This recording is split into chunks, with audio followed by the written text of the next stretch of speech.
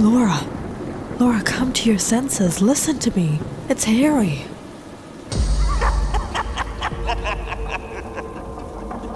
You still want her? After she cheated on you with your friend?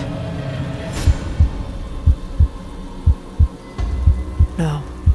You're not my Laura. You're not my Laura. This wasn't the woman he married. Something wicked was within her. This all began when Harry and Laura had traveled to Green Bay from Cedarville a few months ago after their marriage. They left their small town hoping to start a new life in the city. They rented a small house, which wasn't in the best of conditions, but the couple managed. Laura got a job at a flower shop, and Harry landed an opportunity at a news agency. They didn't make much, and were rather struggling, but life was beautiful together. Laura found her happiness in the simplest of things. She had a hobby of collecting small knickknacks from thrift shops and garage sales, and she decorated their home with it. It was one day that she made quite a strange and surprising find. Laura picked up a painting of a woman that looked just like her. How can this be? Laura knew she had to take it home. How much is this? It's $14.99. Wow, this looks just like you. The resemblance of the painting was surely uncanny, and Laura couldn't wait to show Harry. Wow, you look enticing in this. Who made this portrait? First of all, it's not me, mister. Are you serious? This isn't you? Then whose portrait is it? I found it at that thrift shop by the bakery we always go to. Harry turned the painting around, inspecting it. There was a date on the back. It's from 1950, almost 60 years ago. You think it could be one of your ancestors? Do you know any wealthy family members? Maybe you could claim inheritance. Laura hung the painting by the bookcase in the living room. Yeah, right. At the time, she and Harry hadn't thought much of it, assuming it was just a mere coincidence.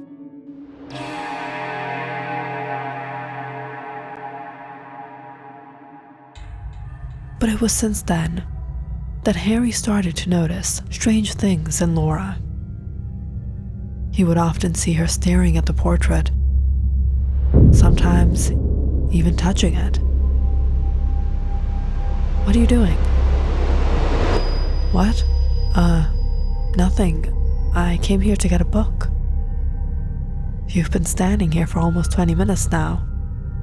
Really? I thought I just got here. Whenever Harry asked her about it, it almost seemed as if she wasn't aware of the matter. And then came the sleepless nights, when Laura would walk around the house and stop by the portrait. Harry felt a little strange watching her like that, but he never said anything to her. But things only became stranger from there.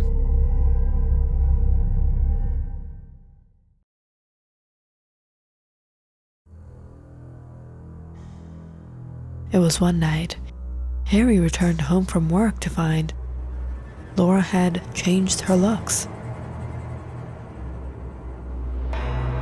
She looked so different. What did you do to your hair, and where's your glasses? I haven't been needing them lately.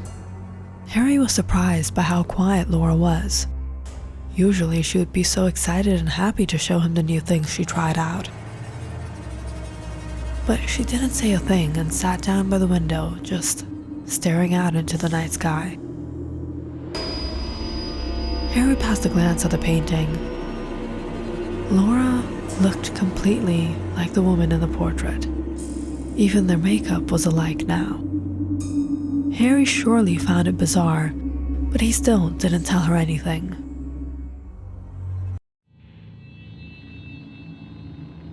least, not until the night he woke up and found their bed empty beside him. He sat up startled when he noticed Laura sitting by their dresser. She was getting ready in the dark, putting makeup on herself. "Laura, what are you doing? Are you going somewhere? What time is it?" Laura was silent. Harry got out of bed and walked towards her. "Laura." But she continued coloring her lips with her finger, as if she hadn't heard him. Harry turned her around. "What are you—" He felt pale by what he saw. Laura's wrists were slit. Her dress was soaked in blood. The small palette from which she had been dipping her finger and applying to her lips was her own blood. "What have you done? Have you gone crazy?" But without a word, Laura fell unconscious. Harry immediately rushed to the hospital. Wondering if he had been asleep, perhaps he would have woken up to something horrible. "Doctor, is she okay?" "She's in a critical condition. Had severe blood loss. She'll have to be monitored for a few days before she can be released." "How are you feeling?" "Better." "What happened to you last night, Laura? How? Why did you hurt yourself like this?"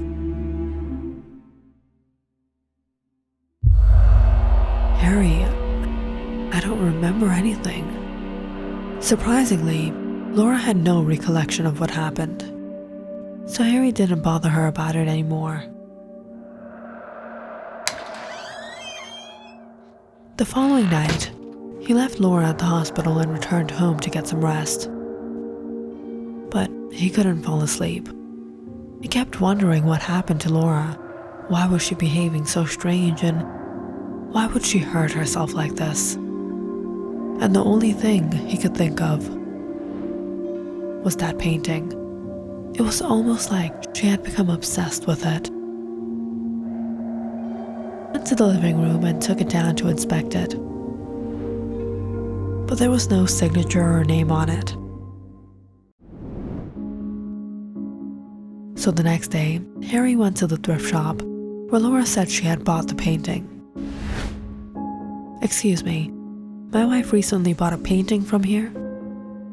Sorry, no refunds. I just wanted to know if you could tell me where you got it." "Which painting?" Harry showed the man a picture of Laura. "It's a Gothic painting of a woman that looked just like her." "Oh, yes, I remember. I got it at a cheap price a long time ago. There used to be a painter around here. After he passed away, his house went into foreclosure and the bank sold off all his things at an auction. I bought some furniture and that painting. They were all sold years ago. This was the only item remaining. Would you be able to tell me the address of the painter's house?" "Sure." After taking the address of the painter, Harry traveled to the house to find it was practically abandoned.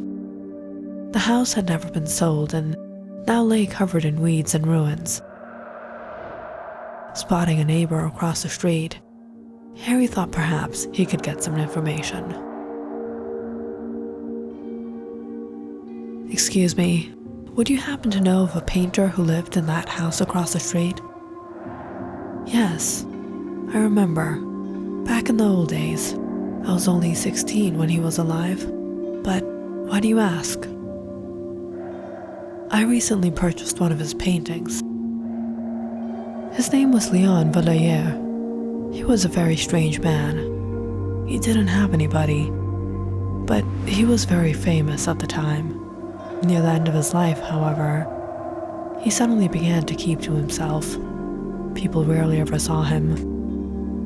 One day, he was found lifeless in his house a few days after he passed away. Harry found the matter quite chilling and tried to get more information on this painter, but didn't have much luck. On the other hand, Laura's health had gotten much better and she was to return home again. But before bringing her back, Harry decided to move the painting away. However, the first thing Laura asked when she returned, "Harry, where's my painting?" "It's still here, don't worry about it. But up until we understand what happened to you that night, I'm going to keep it hidden." "I really don't know what happened, Harry. I can't remember anything." Harry took a few days off from work to care for her, and Laura's health improved. She was behaving more like herself. "I wish I could be with you, but I have to get back to work." "I'll be fine, Harry. Call me if you need anything, okay?" Harry left for work that morning. And later in the day, during his break, he called up Laura to check up on her.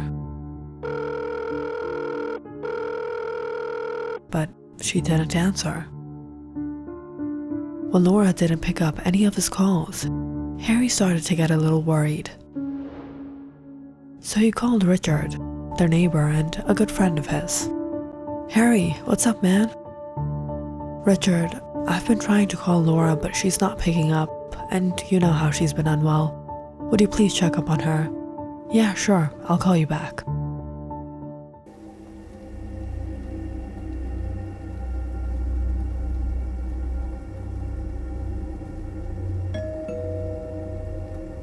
"Laura, are you home?"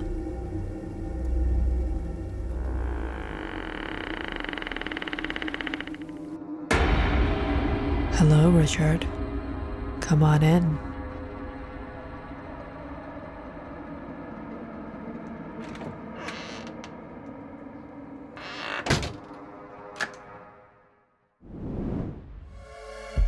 When an hour had gone by and Harry couldn't reach Richard anymore either, he got a bad feeling something wasn't right.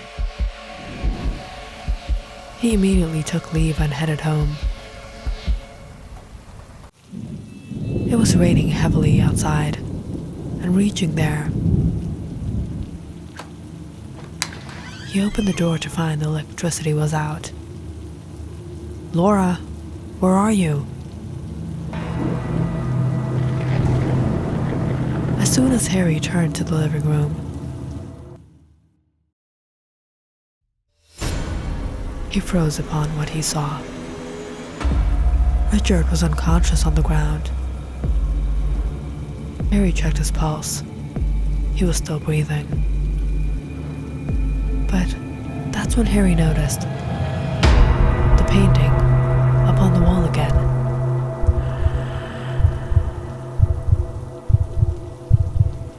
And suddenly, he heard a noise behind him. It was Laura. "Laura, what happened to Richard?" "I was just having a little fun with him."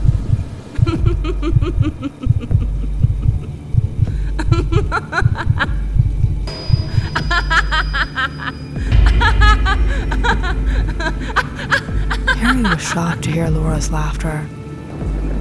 "Laura, what's gotten into you? Come to your senses. Listen to me. It's Harry."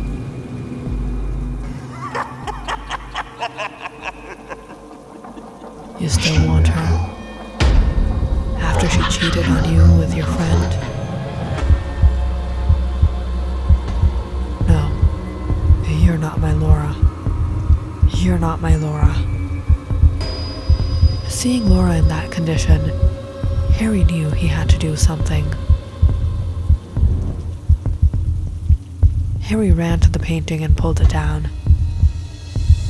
This painting is the root of all evil. I'm going to destroy you." Harry took out his lighter from his pocket, but just when he lit the flame, Laura yelled out, "Non, non, elle est ma joie."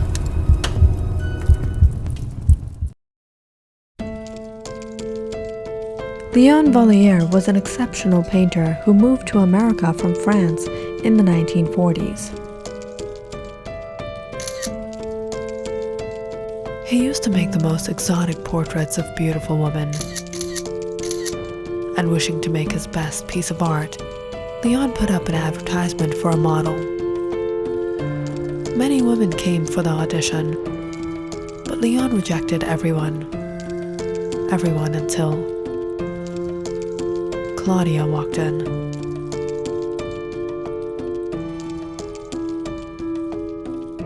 What a beauty. Léon immediately hired her. She was absolutely mesmerizing. And from then on, Claudia started to come to his house, where she modeled for him, and he painted her. "You are just amazing, Claudia. You are my joy."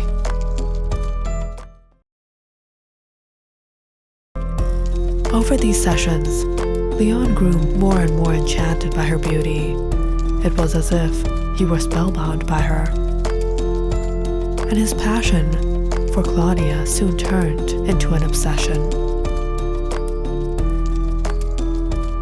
But in all this, one day, Léon discovered Claudia was seeing someone. She loved someone. And he couldn't take it. He felt betrayed of his love.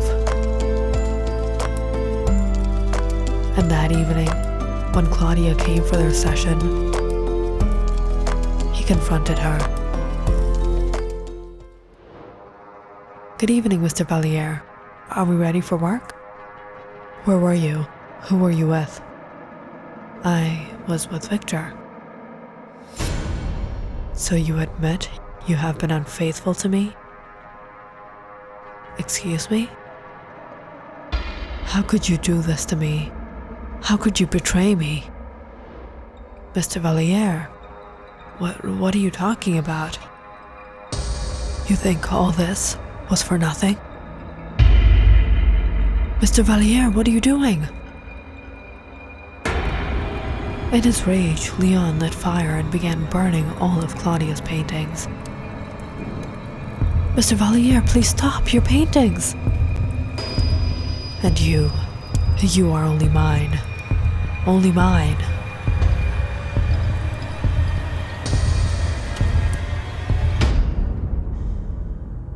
That night, in his obsession and madness, Léon took Claudia's life.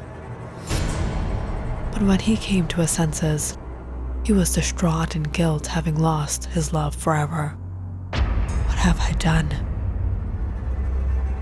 Staring upon Claudia's lifeless pale body, her colorless face, this time, Léon Vallière began his last masterpiece. He took his own life, painting the last portrait of Claudia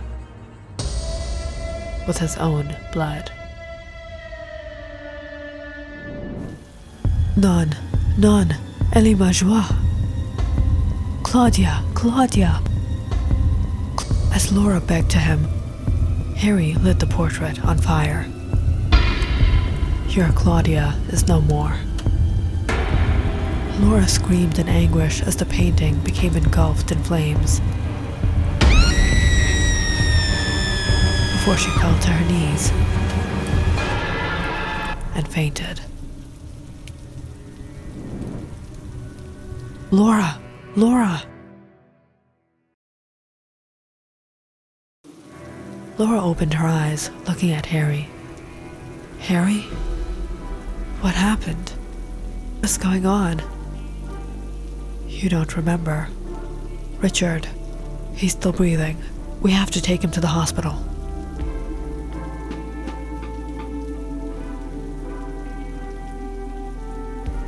Click on the subscribe button and check out more awesome videos on our channel.